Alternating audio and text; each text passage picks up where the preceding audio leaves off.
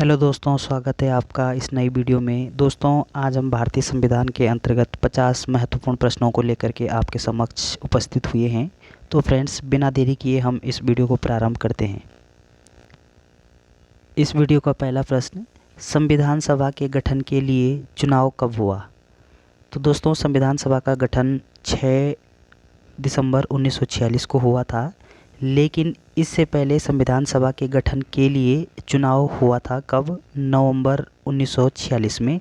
जबकि नवंबर 1946 में संविधान सभा के गठन के लिए चुनाव हुआ और 6 दिसंबर 1946 को संविधान सभा का गठन हुआ। अगला प्रश्न है, महारानी विक्टोरिया को किस वर्ष भारत का साम्राज्य बनाया गया?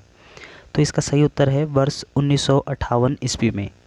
अगला प्रश्न है, वर्ष 1938 में किस व्यक्ति ने वयस्क मताधिकार के आधार पर संविधान सभा के गठन की मांग की थी? इसका सही उत्तर है 1938 में वयस्क मताधिकार के आधार पर पंडित जवाहरलाल नेहरू के द्वारा संविधान सभा के गठन की मांग की गई थी। अगला प्रश्न है, संविधान सभा के लिए उद्देश्य प्रस्ताव किसने पेश किया? तो दोस्तों, संविधान सभा का गठन 6 दिसंबर 1946 को कैबिनेट मिशन की सिफारिश पर हुआ, जबकि संविधान सभा का प्रथम बैठक 9 दिसंबर 1946 को हुआ था और 11 दिसंबर 1946 को संविधान सभा की दूसरी बैठक हुई। 13 दिसंबर 1946 को संविधान सभा का जो उद्देश्य प्रस्ताव है वो पेश किया किसने? पंडित जवाहरलाल नेहरू ने। कब? 13 दिसंबर 1946 को। अगला प्रश्न है, गवर्नर जनरल भारत में किसका प्रतिनिधित्व करता था? तो इसका सही उत्तर है ब्रिटिश साम्राज्य का प्रतिनिधित्व करता था। कौन? Governor general. अगला प्रश्न है, संविधान सभा के झंडा समिति के अध्यक्ष कौन थे? तो झंडा समिति के अध्यक्ष जे.वी. कृपलानी जी थे। अगला प्रश्न है, भारत में संविधान सभा का गठन किस योजना के प्रस्तावों के अनुसार किया गया?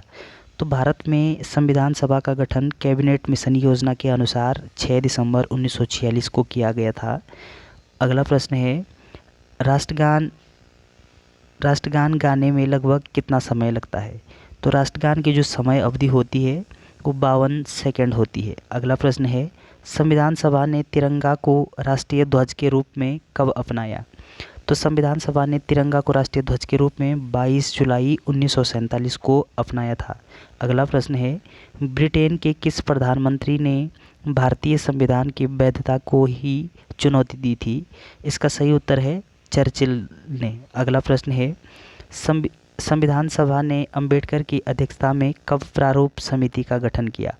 तो दोस्तों, प्रारूप समिति का जो गठन है वो 29 अगस्त 1947 को होता है। सॉरी, यहाँ पे 24 अगस्त लिखा गया है, जबकि उसका सही उत्तर 29 अगस्त 1947 को हुआ और प्रारूप समिति में कुल 7 सदस्य थे। डॉक्टर अंबेडकर इस प्रारूप समिति के अध्यक्ष थे। अगला प्रश्न है, सत्यमेव जयते किस उपनिषद से लिया गया है? तो सत्यमेव जयते मुंडकोपनिषद से लिया गया है। अगला प्रश्न है, किसे भारत का बिस्मार्क कहा जाता है? तो भारत का बिस्मार्क सरदार वल्लभ भाई पटेल जी को कहा जाता है।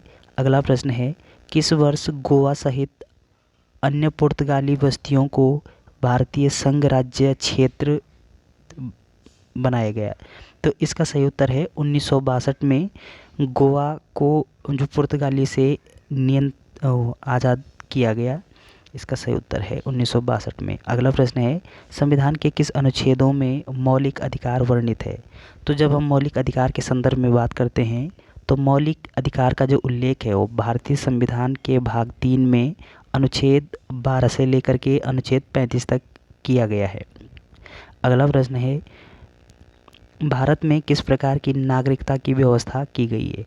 तो भारत में एकल नागरिकता का प्रावधान है और भारत में ये जो एकल नागरिकता का प्रावधान है वो ब्रिटेन या फिर इंग्लैंड की संविधान से ग्रहण किया गया। अगला प्रश्न है, किस मौलिक अधिकार को B.R. अम्बेडकर ने संविधान की आत्मा कहा?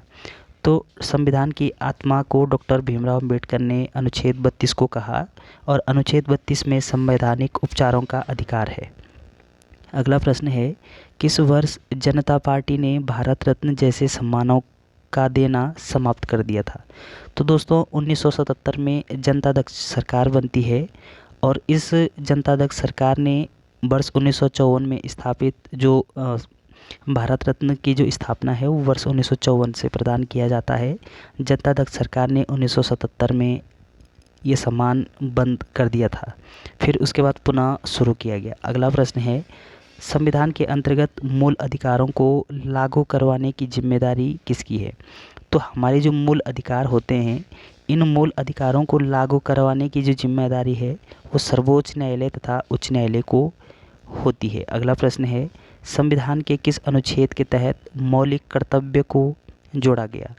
तो हमारे जो मौलिक कर्तव्य हैं, मूल संविधान में मौलिक कर्तव्यों का उल्लेख नहीं था, किंतु 42वें संविधान संशोधन 1976 में हमारे 10 मौलिक कर्तव्य जोड़े गए और 11वां जो मौलिक कर्तव्य है वो 2002 में जोड़ा गया। तो वर्तमान समय में मौलिक कर्तव्यों की संख्या कितनी है? 11। कब जोड़े गए? वर्ष 1976 में 42वें संविधान संशोधन द्वारा। अगला प्रश्न है, संविधान निर्माण का कार्य कब हुआ? तो दोस्तों, संविधान निर्माण का कार्य 13 दिसंबर 1946 को कैबिनेट मिशन की सिफारिश पर संविधान सभा का गठन 6 दिसंबर 1946 को हुआ। पहली बैठक 9 दिसंबर 1946 को हुई। 13 दिसंबर 1946 को पंडित जवाहरलाल नेहरू ने संविधान सभा का उद्देश्य प्रस्ताव पेश किया था। अगला प्रश्न है, संविधान के किस अंग या अध्याय में सामाजिक, राजनीतिक और आर्थिक न्याय की व्यवस्था चर्चित है?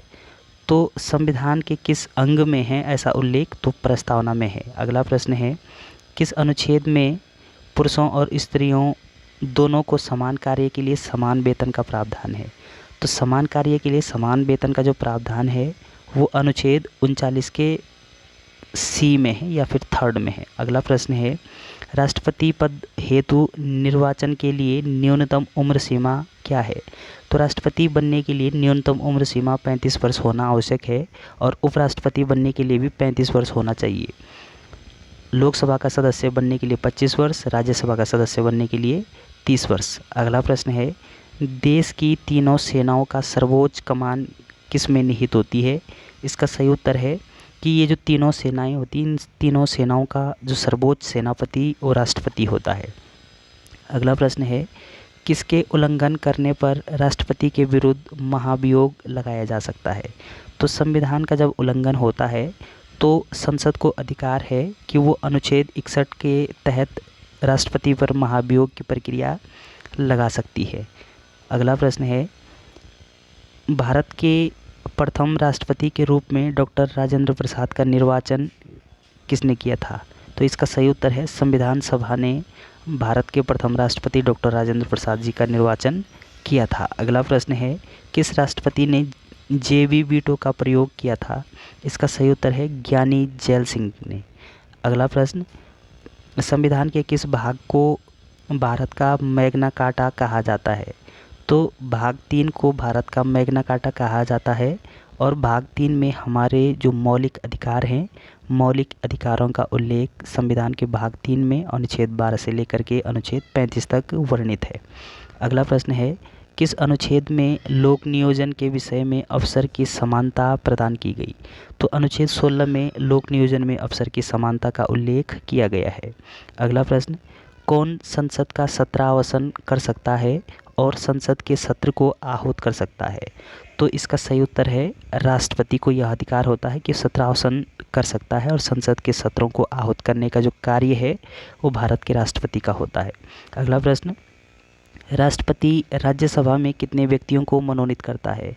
तो राष्ट्रपति राज्यसभा में 12 सदस्यों को मनोनीत करता है, जबकि लोकसभा में राष्ट्रपति 2 सदस्यों को मनोनीत करता है। अगला प्रश्न है, भारत की पहली महिला राष्ट्रपति कौन हुई थी? तो भारत की जो प्रथम महिला राष्ट्रपति है वो श्रीमती प्रतिभा देवी सिंह पाटिल जी थी। अगला प्रश्न है, भूमि अधिग्रहण से संबंधित विधेयक किसके सिफारिश के बिना संसद में नहीं पेश किए जा सकते?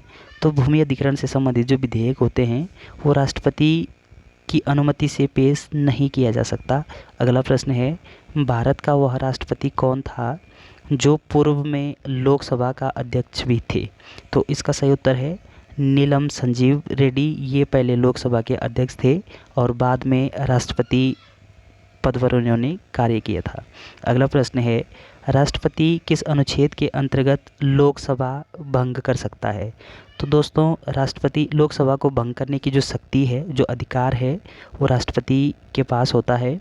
और इसका जो किस अनुच्छेद में ऐसा उल्लेख है, तो अनुच्छेद 85 में ऐसा वर्णित किया गया है। अगला प्रश्न है, जिन प्रश्नों का उत्तर सदस्य तुरंत सदन में चाहता है उन्हें कौन से प्रश्न कहते हैं? तो इसका सही उत्तर है तारांकित प्रश्न। अगला प्रश्न है, राष्ट्रपति के आंतरिक गड़बड़ी के आधार पर राष्ट्रीय संकट की घोषणा सर्वप्रथम कब की गई थी? तो इसका सही उत्तर है वर्ष 1975 में। अगला प्रश्न है, उपराष्ट्रपति को हटाने के लिए संकल्प किस सदन में पेश किया जाता है? तो उपराष्ट्रपति को हटाने के लिए संकल्प जो होता है वो केवल राज्यसभा में पेश किया जाता है। उपराष्ट्रपति को हटाने की जो शक्ति है वो केवल राज्यसभा के पास होती है। अगला प्रश्न है, किस वर्ष से पूर्व उपराष्ट्रपति की सेवानिवृत्ति के पश्चात पेंशन का प्रावधान नहीं है? तो इसका सही उत्तर है वर्ष 1997 से पूर्व। अगला प्रश्न, लोकसभा की अवधि किस परिस्थिति में बढ़ाई जा सकती है? तो लोकसभा का सामान्यतः जो कार्यकाल वो 5 वर्ष होता है, लेकिन कोई संकट काल की स्थिति में लोकसभा का कार्यकाल 1 वर्ष के लिए बढ़ाया जा सकता है। अगला प्रश्न है, भारत के प्रधानमंत्री पद के लिए उम्मीदवार बनने हेतु न्यूनतम उम्र सीमा कितनी होनी चाहिए? इसका सही उत्तर है 25 वर्ष। लोकसभा का सदस्य बनने के लिए 25 वर्ष, राज्यसभा का सदस्य बनने के लिए 25 वर्ष, प्रधानमंत्री बनने के लिए 25 वर्ष, क्योंकि सामान्यतः प्रधानमंत्री को लोकसभा का सदस्य होना आवश्यक है। अगला प्रश्न है, किसने सर्वप्रथम उप प्रधानमंत्री के पद को सुशोभित किया था? तो भारत का जो प्रथम उप प्रधानमंत्री थे वो उनका नाम वल्लभ भाई पटेल जी थे। अगला प्रश्न है, लोकसभा सदस्यों की अधिकतम सदस्य संख्या कितनी हो सकती है? तो लोकसभा में अधिकतम सदस्यों की संख्या 552 हो सकती है। अगला प्रश्न है, जिनमें 2 सदस्यों को लोकसभा में राष्ट्रपति के द्वारा मनोनीत किया जाता है। अगला प्रश्न है, किसने कहा प्रधानमंत्री वास्तव में मंत्रिमंडल के वृत्तखंड की प्रमुख शिला है? ऐसा जो कथन है और डॉक्टर भीमराव अंबेडकर ने कहा कि प्रधानमंत्री वास्तव में मंत्रिमंडल के वृत्तखंड की प्रमुख शिला होती है। अगला प्रश्न, भारत सरकार का कौन सर्वोच्च विधि अधिकारी होता है? तो भारत सरकार का सर्वोच्च जो विधि अधिकारी है वो भारत का महान्यायवादी होता है। और भारत का महान्यायवादी का जो उल्लेख है वो संविधान के अनुच्छेद 76 में किया गया है। महान्यायवादी की जो नियुक्ति राष्ट्रपति के द्वारा की जाती है। सामान्यतः जो महान्यायवादी होता है इनका जो अगर ये अपना इनको हटाने का जो अधिकार है वो राष्ट्रपति के पास ही होता है। अगला प्रश्न, संविधान के किस अनुच्छेद में राज्यसभा का गठन वर्णित है? तो दोस्तों जब हम राज्यसभा के संदर्भ में बात करते हैं तो राज्यसभा का जो उल्लेख है वो भारतीय संविधान के अनुच्छेद 80 में किया गया है, जबकि लोकसभा का उल्लेख अनुच्छेद 81 में किया गया है। अगला प्रश्न है, राज्यसभा की पहली बैठक किसकी अध्यक्षता में संपन्न हुई थी? तो दोस्तों राज्यसभा की जो पहली बैठक है वो डॉक्टर राधाकृष्णन की अध्यक्षता में की गई थी। राज्यसभा की सभी बैठकों की जो अध्यक्षता है वो राज्यसभा का सभापति करता है और राज्यसभा का जो सभापति है वो अनुच्छेद 64 के तहत भारत का उपराष्ट्रपति होता है। अगला प्रश्न है, एक वर्ष में कम से कम कितनी बार संसद को बैठक होना आवश्यक है, संसद की बैठक होना आवश्यक है? तो कम से कम एक वर्ष में संसद की 2 अधिवेशन होना आवश्यक है और इन दोनों अधिवेशनों में 6 माह से अधिक का अंतराल नहीं होना चाहिए। अगला तो दोस्तों वीडियो अगर आपको अच्छी लगे तो चैनल को लाइक करें, सब्सक्राइब करना ना भूलें।